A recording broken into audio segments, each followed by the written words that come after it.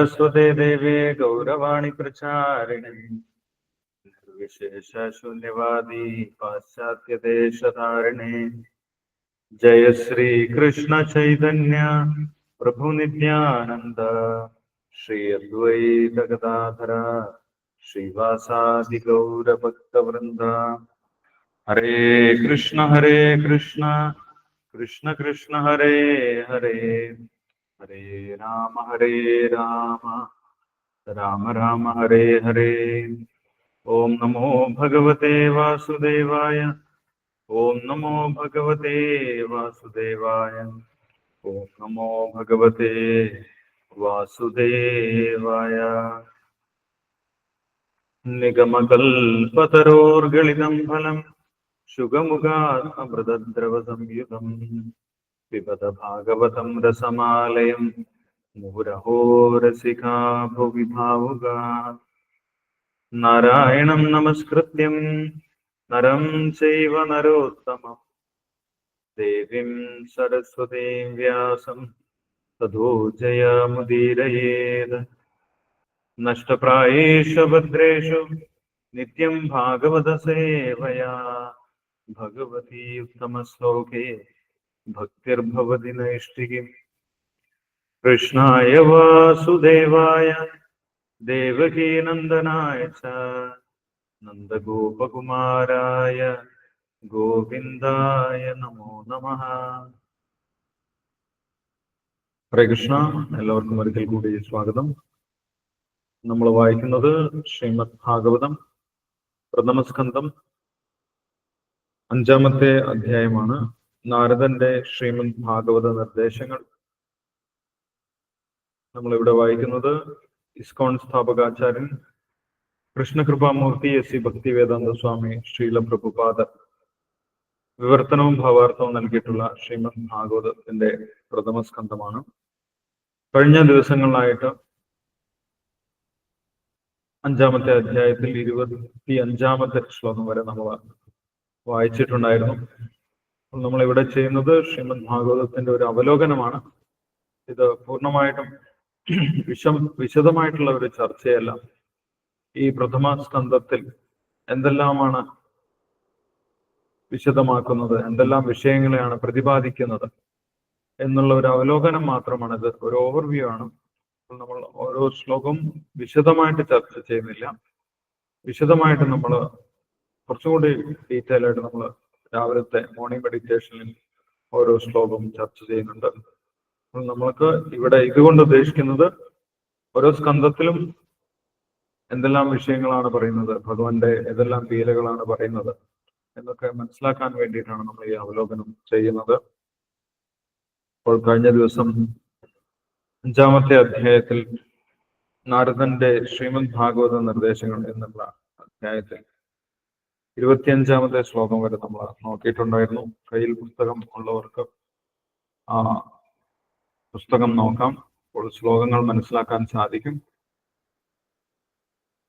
ഇവിടെ ഇതുവരെ ഉള്ള അധ്യായങ്ങളിൽ ആദ്യത്തെ അധ്യായത്തിൽ ശൗനകാദി മഹർഷിമാർ 6 ചോദ്യങ്ങൾ ചോദിക്കുന്നതും പിന്നീടുള്ള അധ്യായത്തിൽ അതിന്റെ ഉത്തരങ്ങൾ നൽകുന്നതും ഭക്തിയുടെ പ്രാധാന്യത്തിനെ കുറിച്ച് പറയുന്നതും ഭഗവാന്റെ ലീലകൾ ശ്രവിക്കുന്നതിന്റെ പ്രാധാന്യത്തിനെ കുറിച്ച് പറയുന്നതും നമ്മൾ ശ്രവിച്ചു. 3-ാമത്തെ അധ്യായത്തിൽ ഭഗവാന്റെ വ്യത്യസ്തമായിട്ടുള്ള അവതാരങ്ങളെ കുറിച്ച് പറഞ്ഞിട്ടുണ്ടായിരുന്നു. അതിൽ ഭഗവാൻ ശ്രീകൃഷ്ണന്റെ അവതാരം പ്രത്യേകതയുള്ളതാണ്. കൃഷ്ണസ്തു ഭഗവാൻ സ്വയം യഥേജാംശകലപുംസ കൃഷ്ണസ്തു ഭഗവാൻ സ്വയം എന്നുള്ള കാര്യം പറഞ്ഞിട്ടുണ്ടായിരുന്നു. പിന്നീട് 4-ാമത്തെ ശ്ലോകത്തിൽ 4-ാമത്തെ അധ്യായത്തിൽ വ്യാസദേവന് എല്ലാ ഗ്രന്ഥങ്ങൾ രചിച്ചിട്ടും വേദങ്ങളെല്ലാം രചിച്ചിട്ടും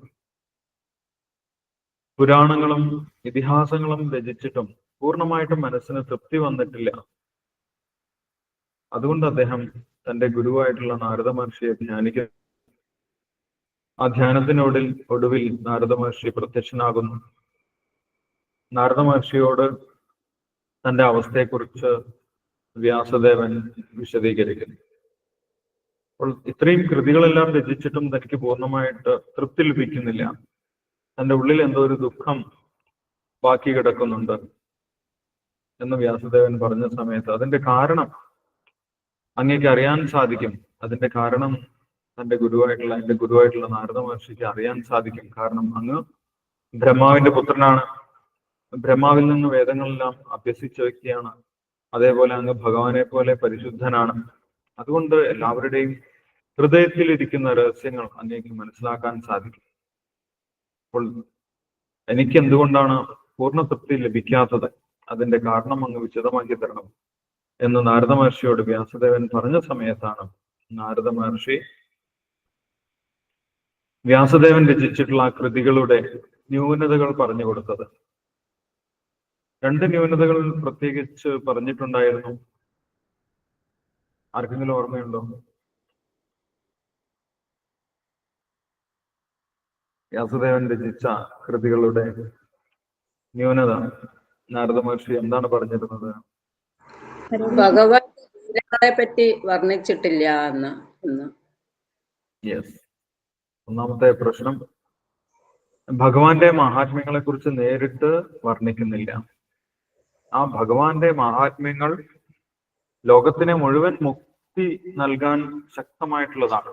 ഭഗവാന്റെ മഹാത്മ്യങ്ങൾ ശ്രവിച്ചു കഴിഞ്ഞാൽ ലോകത്തിന് മുഴുവൻ മുക്തി ലഭിക്കും. അത്രയും ശക്തിയുള്ള, അത്രയും ആത്മീയ ശക്തിയുള്ള ഭഗവാന്റെ മഹാത്മ്യങ്ങൾ അങ്ങ് നേരിട്ട് വേദങ്ങളിൽ വിശദീകരിച്ചിട്ടില്ല. എല്ലാം അവ്യക്തമായിട്ടാണ് പറയുന്നത് അല്ലെ? അതൊരു ന്യൂനതയായിട്ട് പറഞ്ഞിട്ടുണ്ടായിരുന്നു. മറ്റൊരു കാര്യം കൂടി പറഞ്ഞിട്ടുണ്ടായിരുന്നു. വേദങ്ങൾ കർമ്മകാണ്ഡങ്ങളെ കുറിച്ചാണ് ഭാഗവതത്തില് അല്ല വ്യാസത്തിൽ പറഞ്ഞിരുന്ന കർമ്മകാണ്ഡം നൽകിയിരുന്നത്. വേദങ്ങളിൽ പ്രധാനമായിട്ടും വിവരിക്കുന്നത് കർമ്മകാണ്ഡ സെക്ഷനാണ്. അതായത് ധർമാർത്ഥ കാമ മോക്ഷങ്ങളെ കുറിച്ചാണ് അന്ന് അമിതമായിട്ട് പ്രാധാന്യം കൊടുത്ത് വിശദീകരിക്കുന്നത് അല്ലെ? ആ ധർമാർത്ഥ കാമ മോക്ഷങ്ങൾ. അപ്പോൾ ജനങ്ങൾ വീണ്ടും വിചാരിക്കും ധർമ്മം, അർത്ഥം, കാമം ഇതൊക്കെയാണ് ജീവിതത്തിന്റെ ലക്ഷ്യം. ധാർമ്മികമായിട്ട് ജീവിക്കുക, റിച്വലിസ്റ്റിക് ആക്ടിവിറ്റീസ്, ആചാരാനുഷ്ഠാനങ്ങളൊക്കെ ചെയ്യുക, അതിലൂടെ സാമ്പത്തിക അഭിവൃദ്ധി നേടുക, പിന്നീട് ഹൃദയത്തിലെ കാമം പൂർത്തീകരിക്കുക, ആഗ്രഹങ്ങളൊക്കെ പൂർത്തീകരിക്കുക, പിന്നീട് ജീവിതത്തിന്റെ അവസാനത്തിൽ മാത്രം മോക്ഷത്തിനെ കുറിച്ച് ചിന്തിക്കുക. ഇതാണ് വേദത്തിന്റെ ഉദ്ദേശം എന്ന് സാമാന്യ ജനങ്ങൾ ധരിക്കും. അങ്ങയുടെ കൃതികൾ വായിച്ചു കഴിയുമ്പോൾ ഭഗവാനെ കുറിച്ച് കേൾക്കുകയും ഭഗവാന്റെ ഭക്തിയിലേക്ക് വരുന്നതുമാണ് ജീവിതത്തിന്റെ ലക്ഷ്യം എന്ന് വേദങ്ങൾ വായിച്ചു കഴിഞ്ഞാൽ മനസ്സിലാക്കാൻ സാധിക്കുന്നില്ല. അതാണ് അങ്ങ് ചെയ്തിട്ടുള്ള ഒരു അങ്ങയുടെ കൃതിയുടെ ഒരു ന്യൂനത എന്ന് നാരദ മഹർഷി പറഞ്ഞു. അതിനുശേഷം നാരദ മഹർഷി സ്വന്തം ജീവിതാനുഭവം പറയാൻ തുടങ്ങി. പൂർവജന്മത്തിൽ തനിക്കുണ്ടായിട്ടുള്ള ഒരു അനുഭവം, പൂർവജന്മത്തിൽ തനിക്ക് ഭക്തിയെ കുറിച്ച് കേൾക്കാനും ഭഗവാനെ കുറിച്ച് കേൾക്കാനും ഭക്തിയുത സേവനം ചെയ്യാനും ഉള്ള ഒരു അവസരം ലഭിച്ചു. അതുകൊണ്ട് തനിക്ക് എത്രത്തോളം നേട്ടമാണ് ഉണ്ടായിട്ടുള്ളത് എന്നുള്ള ഒരു സ്വാനുഭവം, ഒരു സാനുഭവ സാക്ഷ്യം നാരദ മഹർഷി വ്യാസദേവന് വിവരിച്ചു കൊടുക്കും. ആ ഒരു ഭാഗമാണ് നമ്മളിവിടെ വായിക്കുന്നത്. നാരദ മഹർഷി സ്വന്തം ജീവിതത്തിനെ കുറിച്ച്, പൂർവജന്മത്തിലെ ഭക്തിയുത സേവനത്തിലെ അനുഭവത്തിനെ കുറിച്ച് വ്യാസദേവന് പറഞ്ഞു കൊടുക്കുകയാണ്. അപ്പോൾ കഴിഞ്ഞ ദിവസം നമ്മൾ കണ്ടിട്ടുണ്ടായിരുന്നു, നാരദ മഹർഷി പൂർവജന്മത്തിൽ ഒരു ദാസീപുത്രനായിട്ടാണ് ജനിച്ചിട്ടുണ്ടായിരുന്നത്.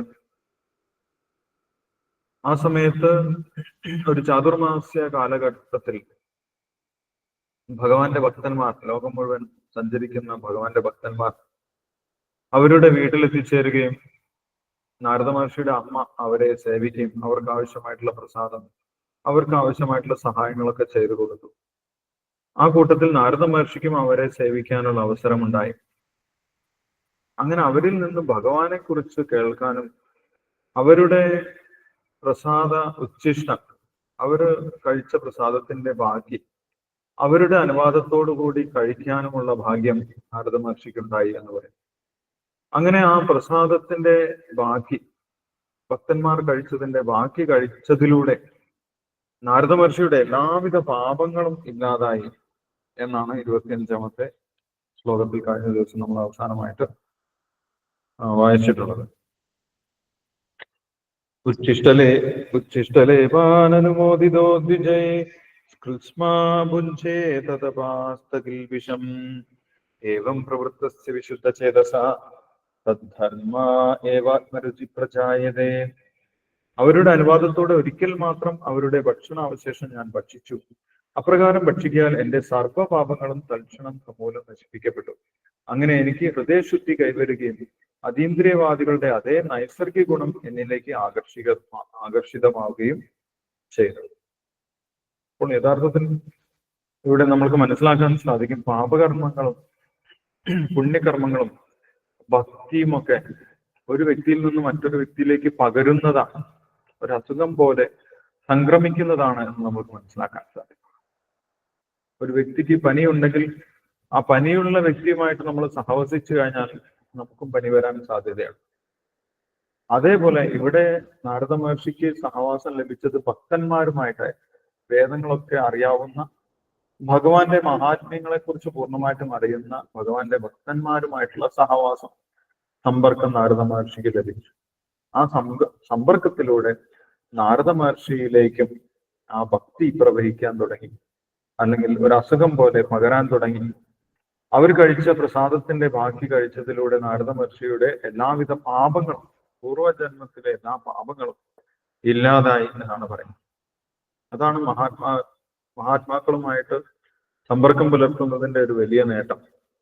ലവമാത്ര സാധുസംഘ സർവസിദ്ധിഹയ എന്ന് ശ്രീ ചൈതന്യ മഹാപ്രഭു പറയുന്നു.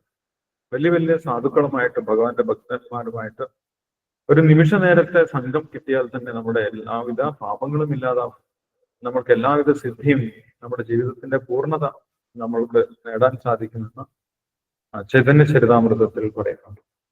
ഇവിടെ നാരദ മഹർഷിയുടെ അനുഭവം, നാരദ മഹർഷി പറഞ്ഞു, എന്റെ എല്ലാവിധ പാപങ്ങളും ഇല്ലാതായി. അതേപോലെ അവരിൽ നിന്നും ഭഗവാൻ ശ്രീകൃഷ്ണനെ കുറിച്ചുള്ള ലീലകൾ ശ്രവിക്കാനുള്ള അവസരം ലഭിച്ചു എന്നാണ് അടുത്ത ശ്ലോകത്തിൽ പറയുന്നത്.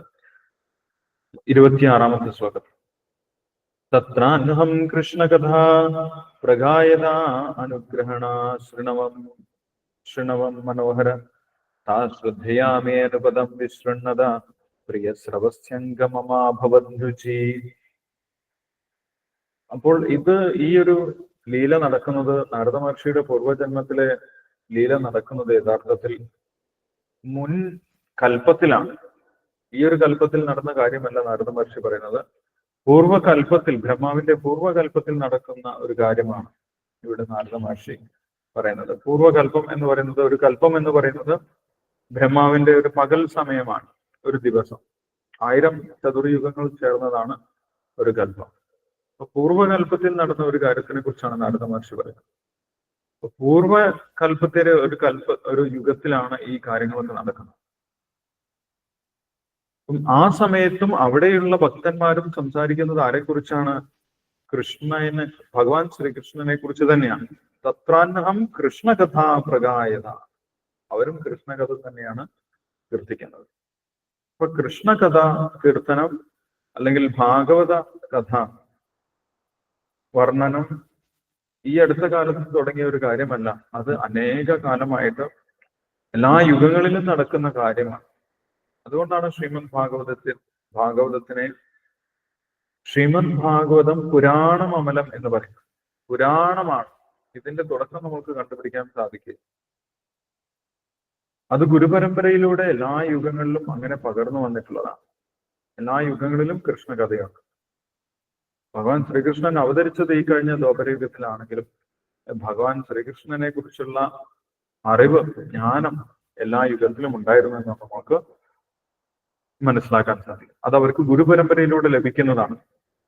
ഭഗവാനിൽ നിന്ന് ബ്രഹ്മാവിലേക്കും, ബ്രഹ്മാവിൽ നിന്ന് നാരദ മഹർഷിയിലേക്കും, നാരദ മഹർഷിയിൽ നിന്ന് വ്യാസദേവനിലേക്കും, അങ്ങനെ വ്യത്യസ്ത ഗുരുപരമ്പരയിലൂടെ ഈ ഭാഗവതം പ്രചരിക്കുന്നുണ്ട്.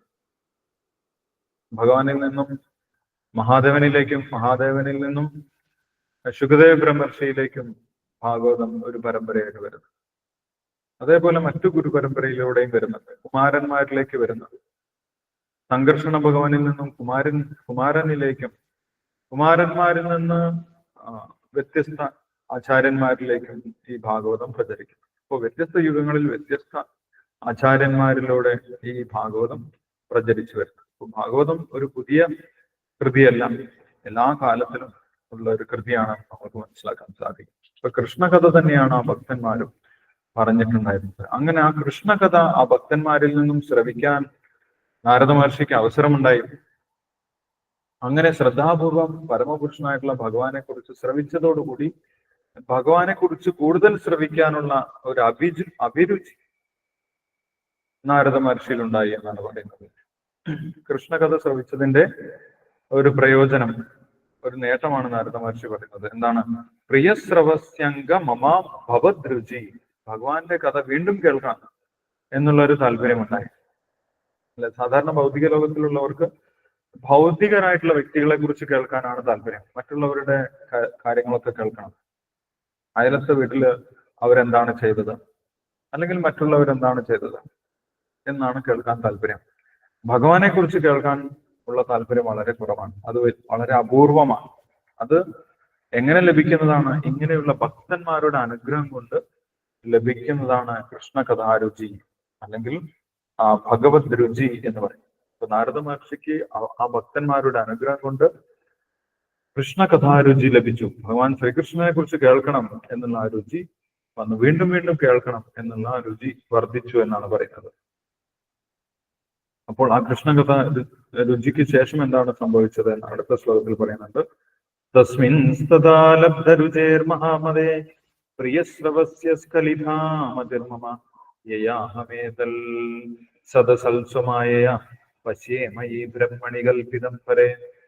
ഭഗവാനെ കുറിച്ച് കേട്ടതോടുകൂടി നാരദ മഹർഷിക്ക് ആത്മീയമായിട്ടുള്ള എല്ലാ അറിവുകളും ലഭിച്ചു എന്നാണ് പറയുന്നത്.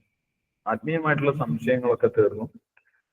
ഞാൻ ഈ ശരീരത്തിനെ സ്വന്തമായിട്ട് കരുതുന്നത്, അല്ലെങ്കിൽ ഞാൻ സ്വയം ഈ ശരീരമാണ് എന്ന് കരുതുന്നത് തെറ്റായിരുന്നു, അത് മായാശക്തി കൊണ്ടാണ് എന്നുള്ള കാര്യവും നാരദ മഹർഷിക്ക് ബോധ്യപ്പെട്ടു. ഭഗവാന്റെ കഥ കേൾക്കുക മാത്രമേ ചെയ്തിട്ടുള്ളൂ. നാരദ മഹർഷി വേദ പഠനമൊന്നും ചെയ്തിട്ടുണ്ടായിരുന്നില്ല. എന്നിട്ടും നാരദ മഹർഷിക്ക് ആത്മീയമായിട്ടുള്ള സത്യങ്ങളെ കുറിച്ചൊക്കെ ബോധ്യപ്പെട്ടു. ഞാൻ ഈ ശരീരമാണെന്ന് വിചാരിക്കുന്നത് മായാശക്തി കൊണ്ടാണ് എന്നുള്ള കാര്യം നാരദ മഹർഷിക്ക് ബോധ്യപ്പെട്ടു എന്നാണ് പറയുന്നത്. അങ്ങനെ രണ്ട് കാലങ്ങളിൽ നാരദ മഹർഷിക്ക് ഭഗവാനെ കുറിച്ച് തുടർച്ചയായിട്ട് കേൾക്കാനുള്ള അവസരമുണ്ടായി എന്നാണ് അടുത്ത ശ്ലോകത്തിൽ പറയുന്നത്.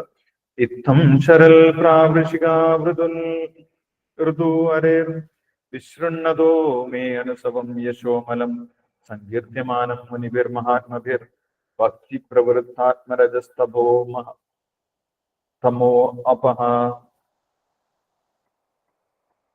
ഇങ്ങനെ തുടർച്ചയായിട്ട് ഭഗവാനെ കുറിച്ച് കേട്ട സമയത്ത് നാരദ മഹർഷിയിൽ ഭക്തി ഉത്ഭവിക്കാൻ തുടങ്ങി. ഭക്തി വന്നു. നിത്യം ഭാഗവത സേവയാണ്. നിരന്തരമായി ഭാഗവതം ശ്രവിച്ചു കഴിഞ്ഞാൽ നമുക്ക് ഭക്തി ഉണ്ടാവുകയുള്ളൂ എന്ന് പറയും. ഭാഗവതം ശ്രവിക്കാതെ നമുക്ക് ഭഗവാനെ കുറിച്ച് ശ്രവിക്കാതെ യഥാർത്ഥ ഭക്തി ഉണ്ടാകുന്നില്ല. നിരന്തരമായിട്ട് നാരദ മഹർഷിക്ക് ഭഗവാനെ കുറിച്ച് ശ്രവിക്കാനുള്ള അവസരമുണ്ടായി. അങ്ങനെ നാരദ മഹർഷിയിൽ ഭക്തി ഉണ്ടായി. ആ ഭക്തി ഉണ്ടായതിന്റെ ആദ്യത്തെ ഫലം എന്താണ് എന്ന് നാരദ മഹർഷി പറയുന്നുണ്ട്. ഭക്തി ഉണ്ടായപ്പോൾ എന്താണ് സംഭവിച്ചത്? ഭക്തി പ്രവൃത്താത്മരജസ്തമോപഹ. നാരദ മഹർഷിയുടെ ഹൃദയത്തിലുള്ള എല്ലാ രജസ്തമോ ഗുണങ്ങളുടെയും പ്രവർത്തനങ്ങളും ഇല്ലാതായി. രജസിന്റെയും തമസിന്റെയും പ്രവർത്തനങ്ങളെല്ലാം ഇല്ലാതായി എന്ന് പറയും. രജസിന്റെയും തമസിന്റെയും പ്രവർത്തനങ്ങൾ കൊണ്ടാണ് ഒരു വ്യക്തി അജ്ഞാനത്തിൽ പ്രവർത്തിക്കുന്നത്. അപ്പൊ ഭഗവാന്റെ കഥ കേട്ടു, നിരന്തരമായിട്ട് ഭഗവാന്റെ ലീലകൾ ശ്രവിച്ചു. അങ്ങനെ ഭഗവാനിൽ ഭക്തി ഉണ്ടാവാൻ തുടങ്ങി. ഭക്തി ഉണ്ടായതിന്റെ ആദ്യ ലക്ഷണം രജോ ഗുണവും തമോ ഗുണവും ഇല്ലാതായി എന്നാണ്. ആ രജോ ഗുണത്തിന്റെയും തമോ ഗുണത്തിന്റെയും പ്രവർത്തനം ഇല്ലാതായി എന്ന് പറയും. തത്സൈവമേ അനുരക്തസ്യ പ്രസൃതസ്യ ഹൃദയേന സ ശ്രദ്ധധാനസ്യ ബാലസ്യ ദാന്തസ്യാനുചരസ്യ ച. നാരദ മഹർഷിക്ക് അവരോട് വലിയ സ്നേഹമായി.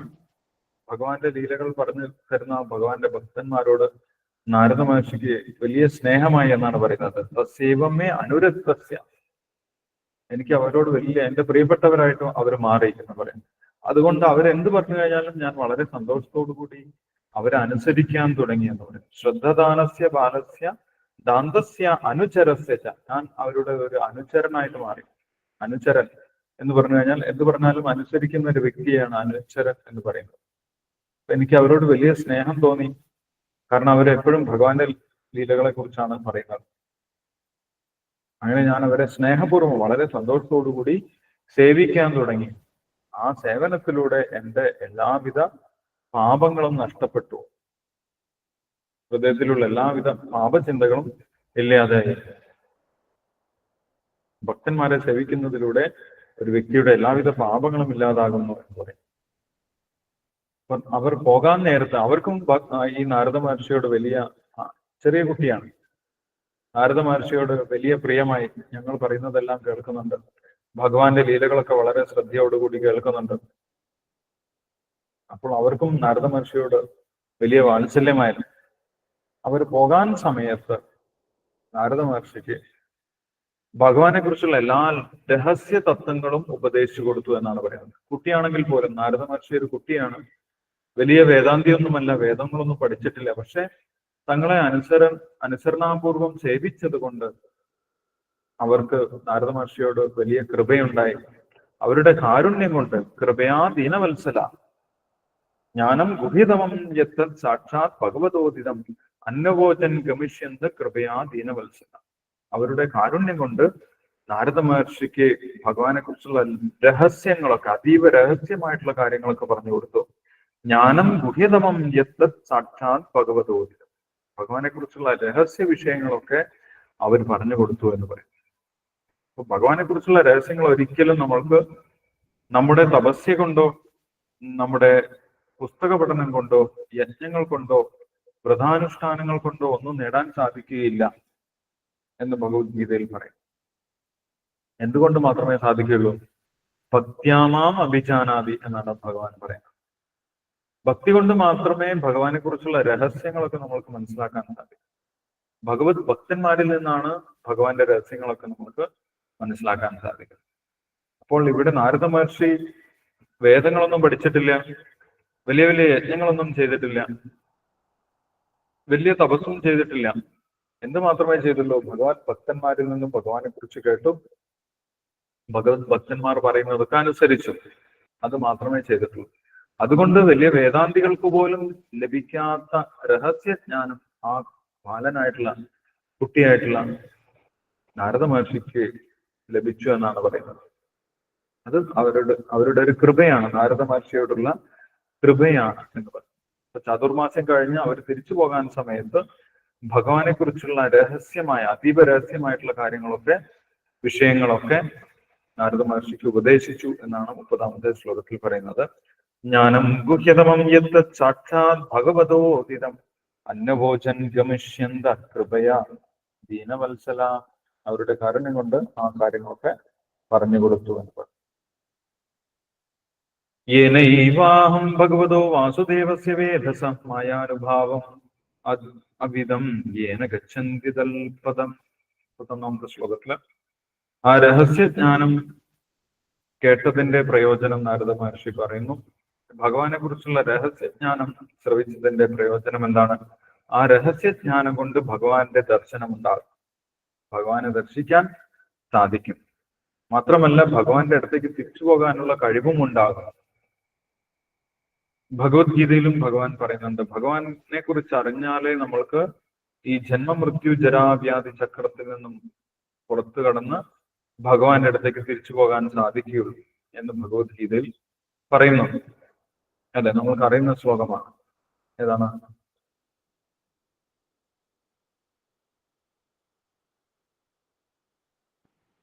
ഭഗവാനെ കുറിച്ചുള്ള രഹസ്യങ്ങൾ കേട്ട് കഴിഞ്ഞാൽ നമ്മൾക്ക് ഭഗവാന്റെ അടുത്തേക്ക് തിരിച്ചു പോകാം എന്ന് പറയും ഭഗവത്ഗീതയിൽ. ജന്മകർമ്മ ദിവ്യം ആണോ പ്രഭു? സുധാമ നാലാമത്തെ അധ്യായത്തിൽ ജന്മകർമ്മ ദിവ്യം 9ാമത്തെ ശ്ലോകം. ഏവം യോ വേദ്യ തത്വതഃ ത്യക്ത്വാ ദേഹം പുനർജന്മനൈതി മാമേതി സോർജന. ഭഗവാന്റെ ലീലകൾ അതീവ ദിവ്യമാണ്, അത് രഹസ്യമാണ്. ആ രഹസ്യം മനസ്സിലായവർക്ക് പുനർജന്മമില്ല. പുനർജന്മനൈതി മാമേതി. അവർക്ക് എന്താണ് സംഭവിക്കുന്നത്? അവർ തിരിച്ച് എൻ്റെ അടുത്തേക്ക് വരുന്നു എന്ന് ഭഗവാൻ പറയും. അപ്പൊ നാരദ മഹർഷിക്കും ഈ ഭക്തന്മാരുടെ അനുഗ്രഹം കൊണ്ട് ഭഗവാന്റെ ജന്മകർമ്മ ലീലകൾ, ജന്മകർമ്മ രഹസ്യം, ദിവ്യമായിട്ടുള്ള ലീലകളെ കുറിച്ച് ശ്രവിക്കാനുള്ള അവസരമുണ്ടായി. അതുകൊണ്ട് തന്നെ നാരദ മഹർഷിക്ക് ഭഗവാന്റെ ദർശനമുണ്ടായി, ഭഗവാന്റെ അടുത്തേക്ക് പോകാനുള്ള അവസരം ലഭിച്ചു എന്നാണ് പറയുന്നത്. അപ്പോൾ ഈ ഒരു അനുഭവം, തനിക്കുണ്ടായ ഒരു അനുഭവം, ഒരു വലിയ നേട്ടം. അനേക ജന്മത്തിലൂടെയാണ് ഒരു വ്യക്തിയുടെ പാപങ്ങൾ ഇല്ലാതാക്കാൻ ഒരു വ്യക്തിക്ക് സാധിക്കുന്നത്. അനേക ജന്മത്തിലൂടെ, ജ്ഞാനാർജനത്തിലൂടെയാണ് ഒരു വ്യക്തിക്ക് ഭഗവാനെ കുറിച്ച് മനസ്സിലാക്കാൻ സാധിക്കുന്നത്. പക്ഷെ അത് നേരിട്ട് ഭക്തിയോഗത്തിലൂടെ ഒരു വ്യക്തിക്ക് പ്രാപ്തമാക്കാൻ സാധിക്കും. അതുകൊണ്ട് നേരിട്ട് ഭക്തിയോഗത്തിനെ കുറിച്ച് അങ്ങ് പറഞ്ഞു കൊടുക്കണം എന്നാണ് നാരദ മഹർഷി വ്യാസദേവനോട് പറയുന്നത്. എനിക്ക് ഇത്രയും വലിയ നേട്ടമുണ്ടായി, ഞാൻ വലിയ തപസ് ചെയ്യാതെ, വേദം ഒന്നും പഠിക്കാതെ, യജ്ഞമൊന്നും ചെയ്യാതെ ഏറ്റവും വലിയ പരിപൂർണത എനിക്ക് ലഭിച്ചു. എൻ്റെ എല്ലാവിധ പാപങ്ങളും ഇല്ലാതായി. എനിക്ക് ഭഗവത് കഥാരുചി ലഭിച്ചു. എനിക്ക് ഭഗവാന്റെ ദർശനമുണ്ടായി. എനിക്ക് ഭഗവാന്റെ അടുത്തേക്ക് തിരിച്ചു പോകാനും സാധിച്ചു. അതുകൊണ്ട് ഇത് എല്ലാവർക്കും ലഭിക്കണം എന്നാണ് എന്റെയും ആഗ്രഹം. ജനങ്ങൾക്ക് എല്ലാവർക്കും ലഭിക്കണം. ഭഗവാന്റെ ഭക്തി, ഭഗവാനെ കുറിച്ചുള്ള അറിവ് ഇതെല്ലാവർക്കും പകർന്നു കൊടുക്കണം. ഇതാണ് ഈ ഭൗതിക അസുഖത്തിന്റെ, ഭവരോഗത്തിന്റെ മരുന്ന്. ഈ മരുന്ന് എല്ലാവർക്കും കൊടുക്കണം എന്നാണ് ഇവിടെ നാരദ മഹർഷി വ്യാസദേവനോട് നിർദ്ദേശിക്കുന്നത്. അടുത്ത ശ്ലോകത്തിൽ നമ്മൾക്കത് കാണാൻ സാധിക്കും. നാരദ മഹർഷി പറയുന്നു, ഏതത് സംസൂചിതം ബ്രഹ്മ സ്ഥാപത്രയ ചികിത്സിതം യദ്വീശ്വരേ ഭഗവതി കർമ്മ ബ്രഹ്മാണി ഭാവിതം. ഇതാണ് താപത്രയ ചികിത്സിതം. ഇതാണ് താപത്രയ ക്ലേശങ്ങൾക്കുള്ള മരുന്ന്. എല്ലാവിധ ദുരിതങ്ങളിൽ നിന്നും ഒരു വ്യക്തിക്ക്, ഒരു ജീവന് മോചനം നേടാനുള്ള മരുന്ന് ഇതാണ്. താപത്രയ ചികിത്സിതം. താപത്രയങ്ങളിൽ നിന്ന് ഒരു വ്യക്തിയെ ചികിത്സിക്കണമെങ്കിൽ, ഒരു വ്യക്തിക്ക് പുറത്തു കിടക്കണമെങ്കിൽ, മോചനം ലഭിക്കണമെങ്കിൽ എന്ത് വേണം? ഭഗവാനെ കുറിച്ച് കേൾക്കണം. ഭഗവാനെ കുറിച്ച് കേൾക്കാനുള്ള അവസരം ഉണ്ടാകണം. ഭഗവാന് ഭക്തി ചെയ്യുന്നത് എങ്ങനെയാണെന്ന് ഒരു വ്യക്തിക്ക് അറിയാൻ സാധിക്കണം. ഇതാണ് ഈ ഭൗതിക ക്ലേശങ്ങളിൽ നിന്നും പുറത്തു കടക്കാനുള്ള ഒരേ ഒരു മരുന്ന്. അത് സ്വന്തം അനുഭവത്തിൽ നിന്ന് ഞാൻ പറയുകയാണ് എന്ന് നാരദ മഹർഷി വ്യാസദേവനോട് പറഞ്ഞു. അപ്പം ഇതെങ്ങനെയാണ് മരുന്നാകുന്നത്? കാരണം ഇത് വളരെ ഈസിയാണ്. നമ്മൾക്ക് കേൾക്കുന്ന സമയത്ത് വിചാരിക്കും ഭഗവാനെ കുറിച്ച് കേട്ടാൽ മാത്രം മതി, ഇത് വളരെ ഈസിയാണല്ലോ എന്ന് തോന്നും. ഇതെങ്ങനെയാണ് മരുന്നാകുന്നത് എന്ന് നാരദ മഹർഷി അടുത്ത ശ്ലോകത്തിൽ പറയുന്നുണ്ട്. ആമയോ യശ്ച ഭൂതാനാം ജായതേയേന സുബ്രത തദേവ ഹ്യമയം ദ്രവ്യം ന പുനാദി ചികിത്സിതം. നാരദ മഹർഷി പറഞ്ഞു കൊടുക്കാണ്, ചില സമയത്ത് അസുഖത്തിന് കാരണമായിട്ടുള്ള വസ്തു കൊണ്ട് തന്നെ അസുഖത്തിന് ചികിത്സിക്കാറുമുണ്ട്. അല്ല, അസുഖത്തിന് കാരണമായിട്ടുള്ള വസ്തുവിനെ തന്നെ ചികിത്സയ്ക്കും ഉപയോഗിക്കാറുണ്ട്. ഉദാഹരണം ശ്രീല പ്രഭുപാദർ വിശദീകരിക്കുന്നുണ്ട് ഭാവാർത്ഥത്തിൽ. നമ്മൾക്ക് ഏതെങ്കിലും പാലുൽപ്പന്നങ്ങൾ കഴിച്ചു കഴിഞ്ഞാൽ, പാലിന്റെ ഉൽപ്പന്നങ്ങൾ, പനീര് അല്ലെങ്കിൽ പാല് തന്നെ നമ്മൾ കുടിച്ചു കഴിഞ്ഞാൽ, കൂടുതലായിട്ട് കുടിച്ചു കഴിഞ്ഞാൽ ചിലപ്പം ദഹനത്തിന് എന്തെങ്കിലും തകരാറുണ്ടാകും, ഉദരത്തിൽ അസ്വസ്ഥമുണ്ടാകും. അപ്പൊ അതിനുള്ള ചികിത്സ എന്താണ്? അതിന്റെ ചികിത്സ പാലിന്റെ മറ്റൊരു ഉൽപ്പന്നം കൊണ്ടാണ്. അതെന്താണ്? അത് തൈരാണ്. അല്ലെ, തൈര് കൊണ്ട് പാല് കൊണ്ടുണ്ടായിട്ടുള്ള അസുഖത്തിന് ചികിത്സിക്കാൻ സാധിക്കും. കുറച്ച് മരുന്നൊക്കെ അതിൽ ചേർത്ത്, കുറച്ച് കറിവേപ്പില, കുറച്ച് ഇഞ്ചി, ഇതൊക്കെ തൈരിൽ മിക്സ് ചെയ്ത് കൊടുത്തു കഴിഞ്ഞാൽ ദഹനക്കേട് മാറും. അതും പാലിന്റെ ഉൽപ്പന്നം തന്നെയാണ്. അപ്പോൾ ഇവിടെ നമ്മൾക്ക് ഭൗതികമായിട്ടുള്ള അസുഖം, ഭൗതികമായിട്ടുള്ള ബന്ധനം എങ്ങനെയാണ് ഉണ്ടാകുന്നത്, ഭൗതിക ക്ലേശങ്ങൾ എങ്ങനെയാണ് ഉണ്ടാകുന്നത്? നമ്മൾ ഭൗതികമായിട്ടുള്ള വിഷയങ്ങളെ കുറിച്ച് മാത്രം കേൾക്കുന്നു, ഭൗതികമായിട്ടുള്ള വിഷയങ്ങളെ കുറിച്ച് മാത്രം സംസാരിക്കുന്നു. അങ്ങനെ നമ്മൾ ഭൗതികതയെ കുറിച്ച് കൂടുതൽ കേൾക്കുകയും കൂടുതൽ സംസാരിക്കുകയും ചെയ്യുന്ന സമയത്ത് നമ്മൾ കൂടുതൽ ഭൗതികമായിട്ടുള്ള പ്രശ്നങ്ങളിലേക്കാണ് പോകുന്നത്.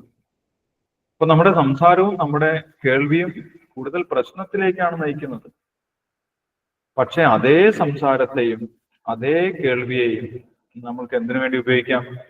ഈ പ്രശ്നങ്ങളെ പരിഹരിക്കാൻ വേണ്ടിയും ഉപയോഗിക്കാം എന്നാണ് നാരദ മഹർഷി പറയുന്നത്.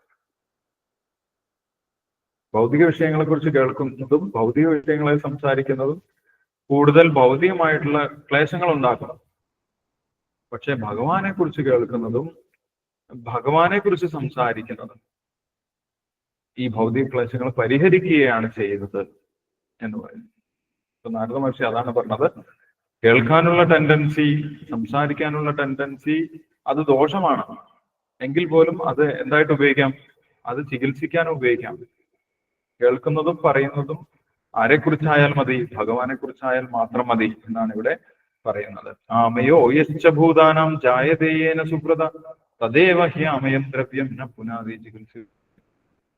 രോഗത്തിന് കാരണമായിട്ടുള്ള വസ്തുക്കളെ കൊണ്ട് തന്നെ രോഗത്തിന് ചികിത്സിക്കാനും ഉപയോഗിക്കാം. സംസാരം ദോഷമാണെങ്കിൽ ഭഗവാനെ കുറിച്ചുള്ള സംസാരം ഗുണമാണ് എന്നാണ് ഇവിടെ നാരദ മഹർഷി പറയുന്നത്. ഏവം നൃണാക്രിയായോഗായ സർവേ സംസ്കൃതി ഹേതവ ഏവാത്മവിനാശായ കൽപ്പന്തേ കൽപ്പിതാപരേ. 34ാമത്തെ ശ്ലോകത്തിൽ എന്താണ് പറയുന്നത്? അപ്രകാരം സർവ്വജനങ്ങളുടെയും പ്രവർത്തനങ്ങളെ ഭഗവത് സേവനത്തിന് സമർപ്പിക്കുമ്പോൾ ചിരസ്ഥായിയായ ബന്ധനത്തിന് ഹേതുവായ അതേ കർമ്മങ്ങൾ കർമ്മവൃക്ഷത്തിന്റെ ഹന്താവായി തീരുന്നു. ഈ ഭൗതിക ലോകത്തിലുള്ള കർമ്മങ്ങളൊക്കെ കൂടുതൽ കൂടുതൽ പ്രശ്നങ്ങളാണ് ഉണ്ടാക്കുന്നത്, കൂടുതൽ ദുഃഖമാണ് നമ്മൾക്ക് ഉണ്ടാകുന്നത്. പക്ഷേ അതേ കർമ്മങ്ങൾ ഭഗവാനിലേക്ക് തിരിച്ചു വിട്ടു കഴിഞ്ഞാൽ അത് നമ്മുടെ പ്രശ്നത്തിന് പരിഹാരമായി തീരും എന്നാണ് നാരദ മഹർഷി സ്വന്തം അനുഭവം വെച്ച് ഇവിടെ പറയുന്നത്. അപ്പൊ കർമ്മം ബന്ധനത്തിനും ഹേതുവാകാം, കർമ്മം മോക്ഷത്തിനും ഹേതുവാകാം. അതിന്റെ മാനദണ്ഡം എന്താണ്, അതിന്റെ നിർണയം എന്താണെന്ന് ഭഗവത്ഗീതയിൽ ഭഗവാൻ പറയുന്നുണ്ട്. ഏത് കർമ്മമാണ് ബന്ധനത്തിന് കാരണമാകുന്നത്, ഏത് കർമ്മമാണ് മോക്ഷത്തിന് ഹേതുവാകുന്നത്? 3ാമത്തെ അധ്യായത്തിൽ പറയുന്നുണ്ട്. ആർക്കെങ്കിലും അറിയാമോ?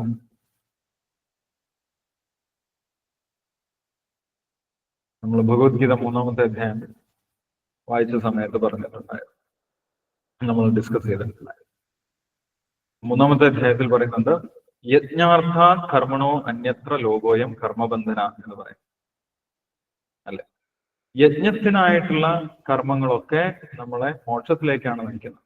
യജ്ഞത്തിന് വേണ്ടി എന്ന് പറഞ്ഞു കഴിഞ്ഞാൽ ഭഗവാന് വേണ്ടിയുള്ള എല്ലാ കർമ്മങ്ങളും നമ്മളെ മോക്ഷത്തിലേക്കാണ് നയിക്കുന്നത്. കർമ്മണോ അന്യത്ര, അതല്ലാതെയുള്ള കർമ്മങ്ങളൊക്കെ നമ്മളെ ഭൗതിക ബന്ധനത്തിലേക്കാണ് നയിക്കുന്നത് എന്ന് പറഞ്ഞിട്ടുണ്ടായിരുന്നു. യജ്ഞാർത്ഥ കർമ്മണോ അന്യത്ര ലോകോയം കർമ്മബന്ധനം. അപ്പോൾ കർമ്മങ്ങൾ ഭഗവാന് വേണ്ടി ചെയ്യുന്ന സമയത്ത് അത് മോക്ഷത്തിലേക്കാണ് നയിക്കുന്നത്. പക്ഷെ അതേ കർമ്മങ്ങൾ ഇന്ദ്രിയതൃപ്തിക്ക് വേണ്ടി ചെയ്യുന്ന സമയത്ത് അത് ബന്ധനത്തിലേക്കാണ് നയിക്കുന്നത്. നാരദ മഹർഷി അതേ കർമ്മങ്ങളെ മോക്ഷത്തിന് വേണ്ടി എങ്ങനെ ഉപയോഗിക്കാം എന്നുള്ള കാര്യമാണ് ഇവിടെ വ്യാസദേവന് പറഞ്ഞു കൊടുക്കുന്നത്. ഭഗവാനെ കുറിച്ച് ആളുകൾക്ക് കേൾക്കാനുള്ള അവസരം ഉണ്ടാക്കി കൊടുക്കണം, ഭഗവാനെ കുറിച്ച് കീർത്തിക്കാനുള്ള അവസരം ഉണ്ടാക്കി കൊടുക്കണം, ഭഗവാന്റെ ഭക്തി ചെയ്യാനുള്ള അവസരം ഉണ്ടാക്കി കൊടുക്കണം എന്നാണ് ഇവിടെ നാരദ മഹർഷി നിർദ്ദേശിക്കുന്നത്. യതത്ര ക്രിയതേ കർമ്മ ഭഗവത് പരിതോഷണം ജ്ഞാനം യത്തധീനം ഹി ഭക്തിയോഗ സമന്വിതം. എന്താണ് ഭക്തി എന്ന് നാരദ മഹർഷി വളരെ വ്യക്തമായിട്ട് 35ാമത്തെ ശ്ലോകത്തിൽ പറയുന്നുണ്ട്. യതത്ര ക്രിയതേ കർമ്മ ഭഗവത് പരിതോഷണം. ഭഗവാന്റെ തൃപ്തിക്കായി ചെയ്യുന്ന കർമ്മത്തിനെയാണ് ഭക്തി എന്ന് പറയുന്നത്. എന്താണ് ഭക്തി എന്ന് നമ്മൾക്ക് സംശയം ഉണ്ടാവും, അല്ലെ? തിലകം തൊട്ട് കഴിഞ്ഞാൽ ഭക്തിയാവുമോ, അല്ലെങ്കിൽ അമ്പലത്തിൽ പോയി കഴിഞ്ഞാൽ ഭക്തിയാവുമോ എന്നൊക്കെ, അല്ലെങ്കിൽ നാമം ജപിക്കുന്നതാണോ ഭക്തി എന്നൊക്കെ പല സംശയങ്ങളുണ്ടാവും. അപ്പൊ നാരദ മഹർഷി ഇവിടെ പറയുന്നത് എന്താണ്? യതത്ര ക്രിയതേ കർമ്മ ഭഗവത് പരിതോഷം. ഭഗവാന്റെ തൃപ്തിക്ക് വേണ്ടി നമ്മൾ എന്ത് ചെയ്തു കഴിഞ്ഞാലും ഭഗവാന്റെ ആഗ്രഹപ്രകാരം പ്രവർത്തിക്കുന്നതൊക്കെ എന്ത് തന്നെയാണ്? ഭക്തി തന്നെയാണ്. അതാണ് ഭക്തി എന്ന് പറയുന്നത്. അതിനെ പോഷിപ്പിക്കുന്നതാണ് ജ്ഞാനം എന്ന് പറയുന്നത്. അതിന് സഹായിക്കുന്ന ഇൻഫർമേഷനാണ് ജ്ഞാനം. ഭക്തിക്ക് വേണ്ടി ഞാൻ എന്ത് ചെയ്യണം എന്നുള്ള അറിവാണ് ജ്ഞാനം. യഥാർത്ഥ ജ്ഞാനം എന്ന് പറഞ്ഞു കഴിഞ്ഞാൽ ഭക്തിയെ സഹായിക്കുന്നതാണ് എന്ന് പറയും. അല്ലാത്ത ജ്ഞാനമൊന്നും യഥാർത്ഥത്തിൽ ജ്ഞാനമല്ല എന്നാണ് ഇവിടെ ഉദ്ദേശിക്കുന്നത്.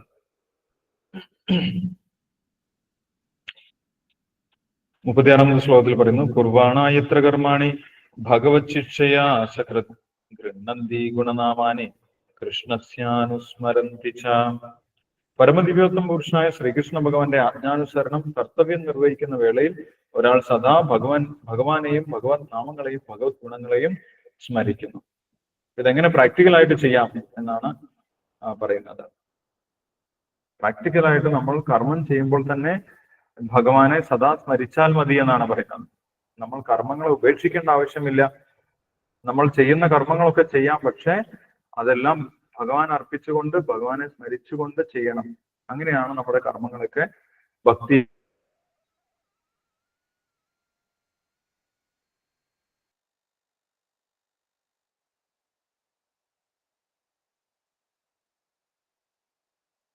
കേൾക്കണില്ലല്ലോ, സ്റ്റക്കായ പോലെ.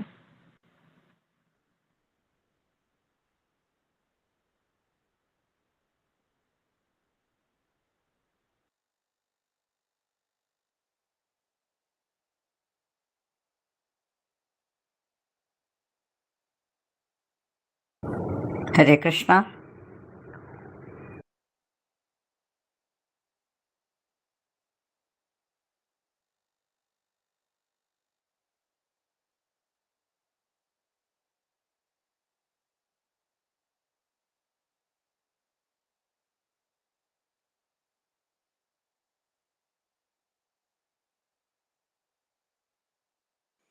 ഹരേ കൃഷ്ണ. നെറ്റ്വർക്ക് ഇഷ്യൂ ആവണം കേട്ടോ. എല്ലാവരും ഒന്ന് വെയിറ്റ് ചെയ്തോളൂ കേട്ടോ. പ്രഭു റീജോയിൻ ചെയ്യട്ടെ. ഹരേ കൃഷ്ണ.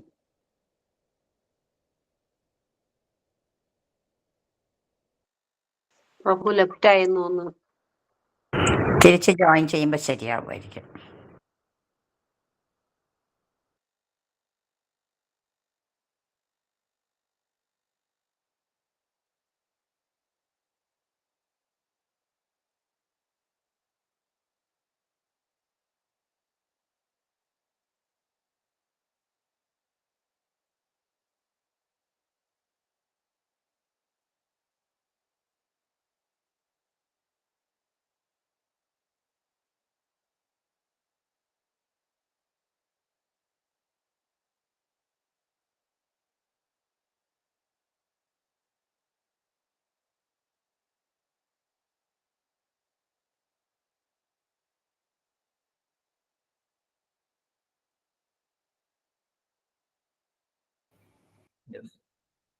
ഹരേ കൃഷ്ണ. കേൾക്കാമോ?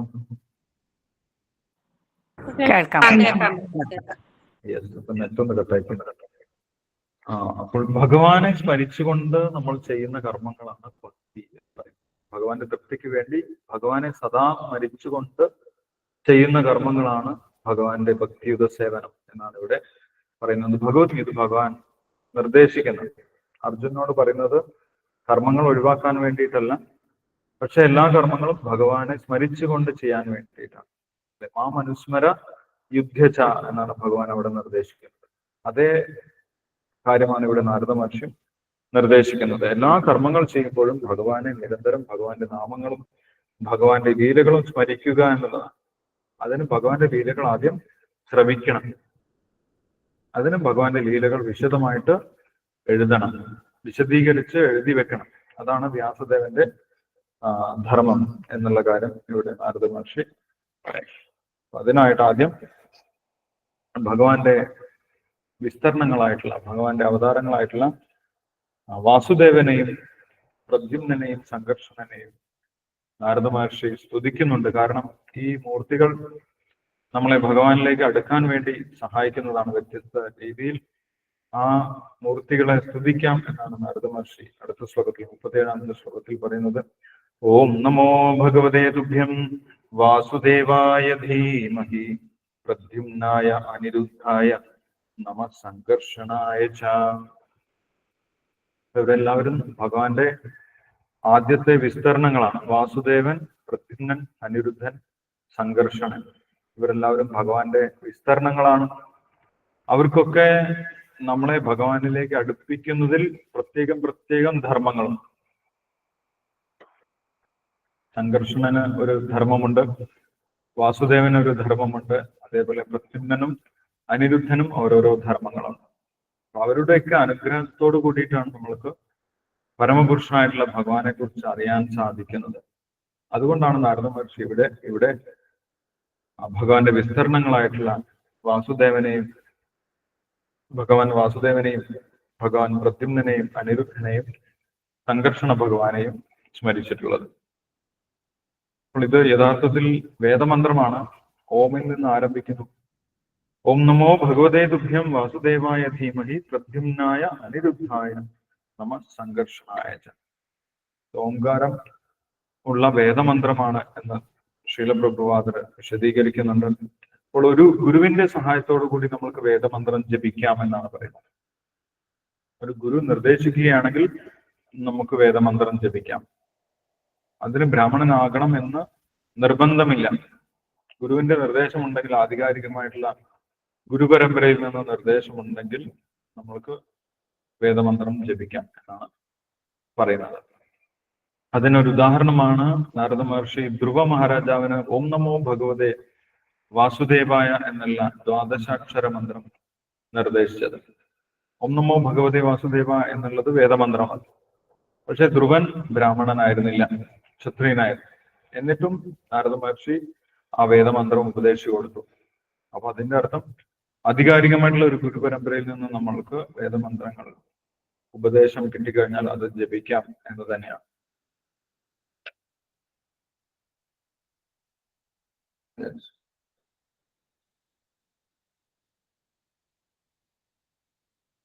ഇവിടെ ഈ ഒരു മന്ത്രം ഉപദേശിക്കാനുള്ള കാരണമൊക്കെ ഭാവാർത്ഥത്തിൽ വിശദീകരിക്കുന്നുണ്ട്. നമ്മൾക്ക് പഞ്ചരാത്രിക വിധി അനുസരിച്ച് ഏറ്റവും ഉന്നതനായിട്ടുള്ള ആരാധനാമൂർത്തി എന്ന് പറയുന്നത് ഭഗവാൻ നാരായണനാണ്. പഞ്ചരാത്രിക വിധി അനുസരിച്ച് നമ്മൾ ചെയ്യുന്നത് ലക്ഷ്മി നാരായണ പൂജയാണ്. ഭാഗവത വിധി അനുസരിച്ച് ഭാഗവതി വിധി അനുസരിച്ചാണ് നമ്മൾക്ക് രാധാകൃഷ്ണ പൂജ ചെയ്യാൻ സാധിക്കുന്നത്. പഞ്ചരാത്രിക വിധിയിൽ ഏറ്റവും ഉന്നതനായിട്ടുള്ള വ്യക്തി ലക്ഷ്മി നാരായണന്മാരാണ്. നേരിട്ട് നമ്മൾക്ക് രാധാകൃഷ്ണ ആരാധന ചെയ്യാൻ സാധിക്കുന്നില്ല.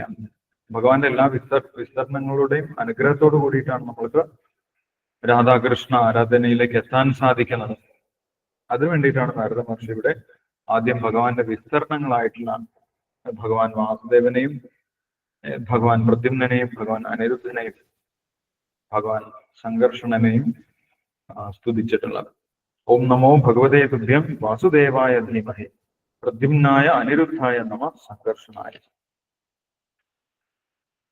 ഇതി മൂർത്യവിധാനേന മന്ത്രമൂർത്തിയമോ അമൂർത്തികം യജതേ പുരുഷം സമ്യക് ദർശന പുമാൻ. അപ്രകാരം ഭൗതിക രൂപമില്ലാത്ത പരമദിവ്യോത്തമോക്ഷനായ വിഷ്ണുവിനെ അതീന്ദ്രിയ ശബ്ദ പ്രതിരൂപത്താൽ ആരാധിക്കുന്ന ഒരാളാകുന്നു യഥാർത്ഥ ദാർശനികൻ.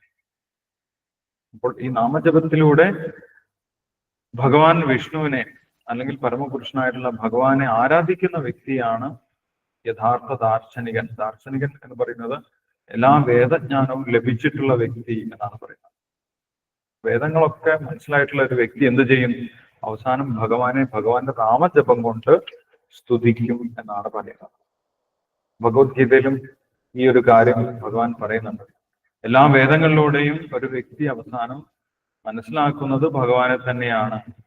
വേദൈശ്ച സർവേ അഹമേവ വേദ്യോ എന്ന് ഭഗവാൻ അവിടെ പറയുന്നുണ്ട്. വേദങ്ങളിലൂടെ ഒരു വ്യക്തി ഭഗവാനെ കുറിച്ച് മനസ്സിലാക്കി കഴിഞ്ഞാൽ എന്ത് ചെയ്യും? ഭഗവാനെ ശരണം പ്രാപിക്കുകയും ഭഗവാനെ സ്തുതിക്കുകയും ചെയ്യും. ഒരു വേദാന്തി, ഒരു ദാർശനികൻ എന്ന് പറയുന്ന വ്യക്തി എന്താണ് ചെയ്യേണ്ടത്? ഭഗവാനെ സ്തുതിക്കുകയാണ് ചെയ്യേണ്ടത്. വേദങ്ങളൊക്കെ പഠിച്ചിട്ടുണ്ട് എന്ന് ഒരു വ്യക്തി പറയുകയാണെങ്കിൽ അതിന്റെ അർത്ഥം ആ വ്യക്തി ഭഗവാനെ ആരാധിക്കുന്നുണ്ട്. ആ വ്യക്തി ഭഗവാനെ ആരാധിക്കുന്നില്ലെങ്കിൽ വേദങ്ങളൊന്നും പൂർണ്ണമായിട്ട് മനസ്സിലായിട്ടില്ല എന്നാണ് അതിന്റെ അർത്ഥം. ഇവിടെ നാരദ മഹർഷി അതാണ് പറഞ്ഞു വെക്കുന്നത്. ഒരു ദാർശനികൻ യഥാർത്ഥത്തിൽ ഭഗവാനെ നാമജപം കൊണ്ട് ആരാധിക്കും എന്ന് പറയും. ഒരു വ്യക്തി വേദങ്ങളൊന്നും പഠിച്ചിട്ടില്ലെങ്കിലും നാമജപം കൊണ്ട് ഭഗവാനെ ആരാധിക്കുന്നുണ്ടെങ്കിൽ ആ വ്യക്തി വേദത്തിന്റെ ഒക്കെ പൊരുൾ മനസ്സിലാക്കിയിട്ടുണ്ട് എന്നാണ് അർത്ഥം. പൂർവജന്മത്തിൽ ആ വ്യക്തി വേദങ്ങളൊക്കെ പഠിച്ചിട്ടുണ്ടാകും. വേദത്തിന്റെ പൊരുൾ ആ വ്യക്തിക്ക് മനസ്സിലായി. അതുകൊണ്ട് ആ വ്യക്തി വീണ്ടും വേദങ്ങൾ ആദ്യം മുതൽ പഠിക്കേണ്ട ആവശ്യമില്ല എന്ന് ഭഗവത്ഗീതയിൽ ഭഗവാൻ പറയുന്നുണ്ട് അല്ലെ? എന്താണ് ഒരു ശ്ലോകം പറയുന്നത്? യാവാൻ അർത്ഥ ഉദപാനെ സർവത സംപ്ലുതോദകെ താവാൻ സർവേഷു വേദേഷു ബ്രാഹ്മണസ്യ വിജാനത. ഭഗവാനെ മനസ്സിലാക്കിയ ഒരു വ്യക്തിക്ക് വീണ്ടും വേദങ്ങൾ പഠിക്കേണ്ട ആവശ്യമില്ല. കാരണം എന്താണ്? യാവാൻ അർത്ഥ ഉദപാനെ സർവത സംപ്ലുതോദകെ. വലിയൊരു തടാകം സ്വന്തമായിട്ടുള്ള ഒരു വ്യക്തി സ്വന്തമായിട്ടൊരു ചെറിയ കിണർ കുഴിക്കേണ്ട ആവശ്യമില്ല. ഒരു കിണറിന്റെ ആവശ്യമൊക്കെ തടാകത്തിൽ നിന്നും സ്വാഭാവികമായിട്ട് നിറവേറ്റിക്കൊള്ളും. അതേപോലെ വേദത്തിന്റെ പൊരുളായിട്ടുള്ള ഭഗവാനെ മനസ്സിലാക്കിയ വ്യക്തി വീണ്ടും വേദങ്ങളിൽ വേദം ആദ്യം മുതൽ പഠിക്കേണ്ട ആവശ്യമില്ല എന്നാണ് പറയുന്നത്. അപ്പം ഒരു വേദാന്ത ദാർശനികനായിട്ടുള്ള ഒരു വ്യക്തി, വേദം മനസ്സിലായ ഒരു വ്യക്തി യഥാർത്ഥത്തിൽ ഭഗവാനെ നാമം കൊണ്ട് ആരാധിക്കും എന്നാണ് ഇവിടെ നാരദ മഹർഷി പറഞ്ഞിട്ടുള്ളത്. ഇമം സ്വനിഗമം ബ്രഹ്മൻ അവേദ്യ മദനുഷ്ഠിതം അതാത്മേ ജ്ഞാനമൈശ്വര്യം സ്വസ്മിൻ ഭാവം ച കേശവ. അല്ലയോ ബ്രാഹ്മണ, ഇപ്രകാരം വേദങ്ങളിലെ അതീന്ദ്രിയ വിഭാഗങ്ങളിൽ നിരന്തരാവർത്തനം ചെയ്യുന്ന അതീന്ദ്രിയ ഭഗവത്ജ്ഞാനത്താൽ പ്രഥമമായി ഞാൻ സമ്മാനിതനായി. അനന്തരം ആത്മീയ ധനസമൃദ്ധിയാലും പിന്നീട് ഭഗവാന്റെ ഉറ്റ പ്രേമയുദ്ധ സേവനത്താലും സമ്മാനിതനായി. അപ്പൊ നാരദ മഹർഷിക്ക് ആദ്യം സ്വന്തം അനുഭവത്തിൽ ഭഗവാനെ കുറിച്ചുള്ള ജ്ഞാനമുണ്ടായി. പിന്നീട് ഭഗവാനെ നാമജപം കൊണ്ട് ആരാധിച്ച സമയത്ത് ഭഗവാനോട് ഭാവവും ഭഗവാനോട് പ്രേമവും ഉണ്ടായി എന്ന് പറയും. ഇതൊക്കെ സ്റ്റെപ്പ് ബൈ സ്റ്റെപ്പ് ആയിട്ടുള്ള പ്രക്രിയയാണ്. ഭഗവാന്റെ നാമജപം, അതിലൂടെ അനർത്ഥ നിവൃത്തി, പിന്നീട് നിഷ്ഠ, രുചി, ആസക്തി, ഭാവം, പ്രേമം. ഇങ്ങനെയാണ് ആ ഭക്തിയിൽ നമ്മൾ പുരോഗമിക്കുന്നത്. ആ പുരോഗതിയൊക്കെ നാരദ മഹർഷിക്ക് ഉണ്ടായി എന്നാണ് പറയുന്നത്. ഇനി നാരദ മഹർഷി സ്വന്തം അനുഭവം കൊണ്ട് വ്യാസദേവനോട് നിർദ്ദേശം നൽകുകയാണ്. യഥാർത്ഥത്തിൽ അങ്ങ് എന്താണ് ചെയ്യേണ്ടത്? ത്വമപ്യധാഭ്രശ്രുത വിശ്രുതം വിഭോ സമാപ്യതേ യേന വിദാം ബുഭുത്സിതം പ്രഖ്യാഹി ദുഃഖേർമുഹുരർദ്ദിതാത്മനാം സംക്ലേശ നിർവാണമുഷന്തിനാന്യഥാ. ആകയാൽ മഹാപണ്ഡിതന്മാരുടെ അഭിലാഷങ്ങളെ സംതൃപ്തിപ്പെടുത്തുന്നതിനും അതേസമയം ഭൗതിക യാതനകൾ സദാ അനുഭവിക്കുന്ന സാമാന്യ സമൂഹങ്ങളുടെ ദുരിതങ്ങളെ ലഘൂകരിക്കുന്നതിനുമായി വേദങ്ങളുടെ വിപുല ജ്ഞാനത്താൽ അങ്ങ് അഭ്യസിച്ച സർവശക്തനായ ഭഗവാന്റെ ലീലകളെ കുറിച്ച് വിശദീകരിച്ചാലും അവിധ യാതനകളിൽ നിന്നും നിർമുക്തമാകാൻ വേറെ യാതൊരു മാർഗവുമില്ല. അപ്പൊ ജനങ്ങൾക്ക് ഇതാണ് പറഞ്ഞു കൊടുക്കേണ്ടത്. ഭഗവാന്റെ ലീലകളാണ്, ഭഗവാന്റെ അതീന്ദ്രിയമായിട്ടുള്ള ലീലകളാണ് അങ്ങ് വിശദമായിട്ട് പറഞ്ഞു കൊടുക്കേണ്ടത്. അതിന് യാതൊരു പിശുക്കും കാണിക്കേണ്ട ആവശ്യമില്ല. അങ്ങ് വേദങ്ങളിലും പുരാണങ്ങളിലൊക്കെ അത് വളരെ പിശുക്കിയിട്ടാണ് പറഞ്ഞത്. കർമ്മകാണ്ഡത്തിന് പ്രാധാന്യം കൊടുത്ത് പറഞ്ഞു. ഭഗവാന്റെ ലീലകൾ വളരെ ചുരുക്കി അവിടെയും ഇവിടെയും മാത്രം പറഞ്ഞു. അങ്ങനെ യാതൊരു ലുബ്ധുമില്ലാതെ വിശദമായിട്ട് ഭഗവാന്റെ ലീലകൾ പറഞ്ഞു കൊടുക്കണം. അതിലൂടെ ജനങ്ങൾക്ക് എല്ലാവിധ ക്ലേശങ്ങളിൽ നിന്നും മുക്തി നേടാൻ സാധിക്കും. ഇതല്ലാതെ അവരുടെ ക്ലേശ നിവൃത്തിക്ക് മറ്റൊരു മാർഗവുമില്ല എന്ന് നാരദ മഹർഷി ഇവിടെ വ്യാസദേവൻ ഭാഗവതം രചിക്കാനുള്ള നിർദ്ദേശം നൽകുകയാണ് ചെയ്യുന്നത്. ഭാഗവതം എന്ന് പറയുന്നത് ഭഗവാന്റെ ലീലകൾ തന്നെയാണ്. ഭഗവാന്റെ ലീലകളും ഭഗവാന്റെ ഭക്തന്മാരുടെ അനുഭവങ്ങളുമാണ് ഭാഗവതത്തിൽ വിശദമായിട്ട് വർണ്ണിക്കുന്നത്. അപ്പൊ അത് ചെയ്യാൻ വേണ്ടിയിട്ടാണ് നാരദ മഹർഷി നിർദ്ദേശിക്കുന്നത്. അപ്പൊ നാരദ മഹർഷിയുടെ നിർദ്ദേശം കേട്ട സമയത്ത് വ്യാസദേവൻ എങ്ങനെയാണ് പ്രതികരിച്ചത് എന്നുള്ള കാര്യമൊക്കെ അടുത്ത അധ്യായത്തിൽ പറയുന്നുണ്ട്. നാരദ മഹർഷിയും വ്യാസദേവനും തമ്മിലുള്ള സംഭാഷണമാണ് അടുത്ത അധ്യായം. അത് നമുക്ക് അടുത്തൊരു ദിവസം വായിക്കാം. ഹരേ കൃഷ്ണ. ഇവിടെ വായിച്ചതിൽ എന്തെങ്കിലും സംശയങ്ങളുണ്ടെങ്കിലും ഇപ്പൊ നമ്മൾക്ക് കുറച്ച് സമയം ഡിസ്കസ് ചെയ്യാം. ഹരേ കൃഷ്ണ.